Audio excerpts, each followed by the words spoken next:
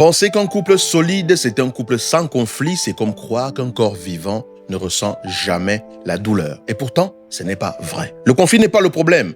Le vrai danger, c'est ce que vous faites du conflit lorsqu'il arrive dans votre relation. Parce qu'un conflit mal traversé crée de la distance, mais un conflit bien traversé peut créer de la profondeur, peut vous rapprocher, peut renforcer votre relation, peut vous permettre de vous propulser.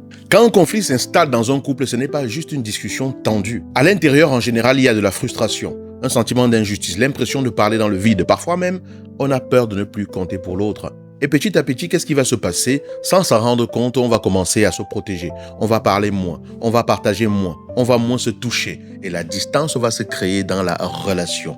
Et c'est là qu'il est important de vraiment comprendre comment on fait pour résoudre les conflits dans le couple. Beaucoup de couples ne se séparent pas par manque d'amour. Mais plusieurs couples se séparent par accumulation de conflits mal digérés. À un moment donné, on n'en peut simplement plus et on décide que c'est terminé. On ne veut plus continuer comme ça avec cette personne-là. Alors nous allons voir ensemble comment traverser un conflit sans qu'il devienne une fracture pour votre couple. Voici les 7 étapes que je vous propose pour résoudre un conflit dans votre couple. Mais avant d'aller plus loin, j'espère que vous allez bien.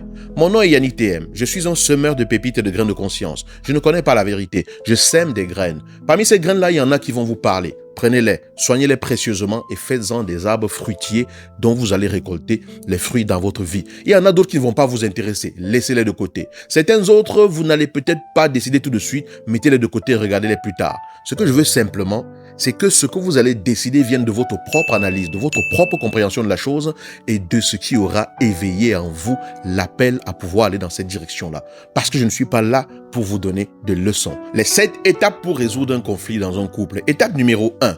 Ne parlez jamais au pic de l'émotion. Ne parlez jamais lorsque vous êtes dans tous vos états. La première erreur classique, c'est de vouloir régler le problème quand la colère est encore là. Très souvent, quand on est en colère, on veut dire des choses. On est sûr qu'on est lucide, mais croyez-moi, vous n'êtes pas lucide du tout. Parce qu'à ce moment-là, ce n'est plus votre cœur qui parle. C'est votre système de défense. Et lorsqu'on est en mode défense, la lucidité n'est plus branchée. Elle a été déconnectée. Par exemple, vous êtes énervé et vous lancez « De toutes les façons, tu ne me respectes jamais ». L'explosion que cela va entraîner va glacer l'ambiance. Et du coup, par la suite, il va y avoir un froid qui va s'installer. La règle est simple.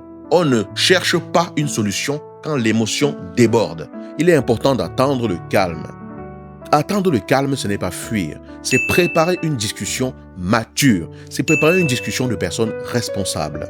Étape numéro 2 fondamentale, c'est créer un cadre sécurisant avant de parler. Un conflit se règle mieux quand l'autre se sent en sécurité, quand l'autre sent qu'il ou elle peut dire ce qu'il ou elle a à dire sans être jugé, sans être déjà en train d'être attaqué. Avant de parler, posez un cadre. Vous pouvez dire à votre partenaire, je n'ai pas envie de me disputer avec toi. J'aimerais vraiment qu'on parle. J'aimerais qu'on se comprenne. J'aimerais qu'on fasse l'effort de trouver une solution à ceci. Pourquoi est-ce que c'est essentiel?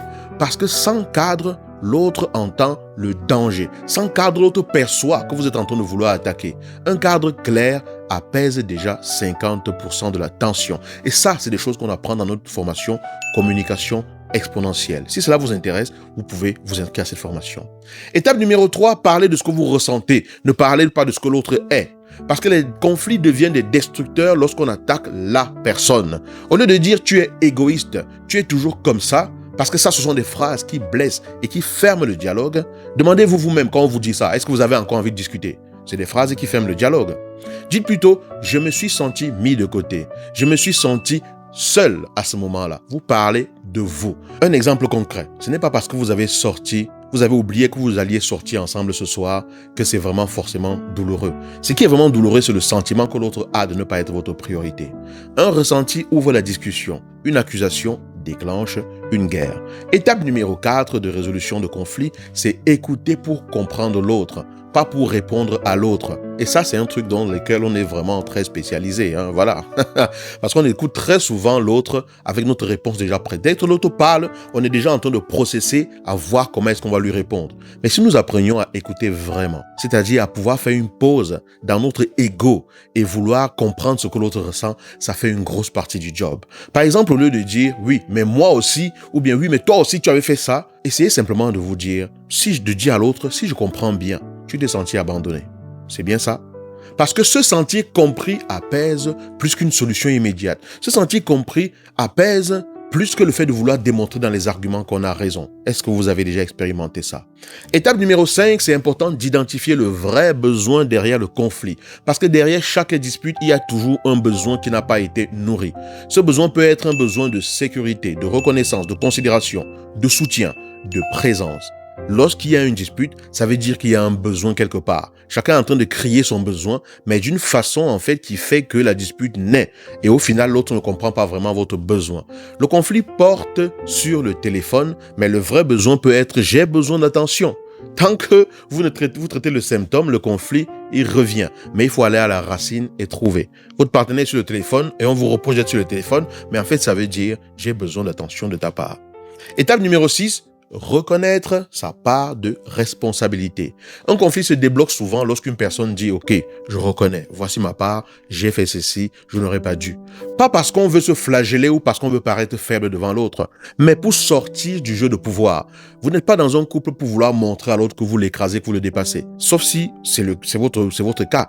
Je reconnais que je me suis fermé au lieu de te dire ce que je ressentais. Ça, ce sont des phrases qui désarment plus que 1000 arguments. Ce sont des phrases qui désarment le conflit plus que 1000 arguments. Donc, c'est important justement de prendre sa part de responsabilité.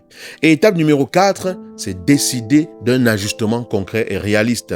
Un conflit ne se résout pas avec des promesses vagues. Au lieu de dire à une personne, bon, je ferai des efforts, je vais faire mieux, ça ira mieux, soyez concret. Dites par exemple, je m'engage à te prévenir quand je rentre tard. Ça c'est précis, ça c'est concret. On prend un moment par semaine pour se parler. Ça c'est précis, ça c'est concret. Un petit engagement change les choses. Un petit engagement permet de grandes réparations. Donc vous comprenez que gérer un conflit, c'est quelque chose qui est à la portée de tout le monde. Nous pouvons tous apprendre à faire cela. Moi également, j'ai appris à le faire et j'apprends tous les jours. Parce qu'un couple solide, ce n'est pas deux personnes qui ne se disputent jamais. Ce sont deux personnes qui ont appris à se retrouver après la tempête. Est-ce que vous savez vous retrouver avec votre partenaire après la tempête? C'était quand la dernière fois que vous vous êtes retrouvé avec votre partenaire après la tempête? La question n'est pas est-ce qu'on a des conflits ou pas, mais la question est est-ce qu'on sait traverser les conflits ensemble? Comment est-ce que nous nous comportons lorsque le conflit arrive? Ça, c'est des choses qui s'apprennent. Et si vous voulez apprendre comment le faire, alors une des premières choses, c'est que vous avez sur cette page, sur cette chaîne, différents éléments qui peuvent vous permettre d'y arriver. Ensuite, vous avez la formation Communication exponentielle à laquelle vous pouvez vous inscrire et profiter de ce qui est partagé dans cette formation-là. Mais si vous voulez savoir les fondements de base pour faire fonctionner votre relation de couple, alors ne manquez pas l'atelier que nous allons organiser prochainement. La date va vous être communiquée prochainement.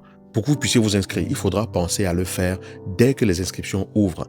Même s'il n'y a qu'une personne à cet atelier, je ferai l'atelier avec cette personne. Ce n'est pas pour moi le nombre qui compte, mais je veux que les personnes qui sont là soient vraiment là avec la dynamique de faire ce qu'il faut pour progresser. Ça, c'est vraiment très important. Je veux des personnes qui sont engagées à prendre leurs propres responsabilités pour apprendre afin de changer leur vie dès maintenant. L'information vous sera communiquée. Dites-moi ce que vous avez pensé de cette vidéo, partagez-la et abonnez-vous si ce n'est pas le cas. À bientôt.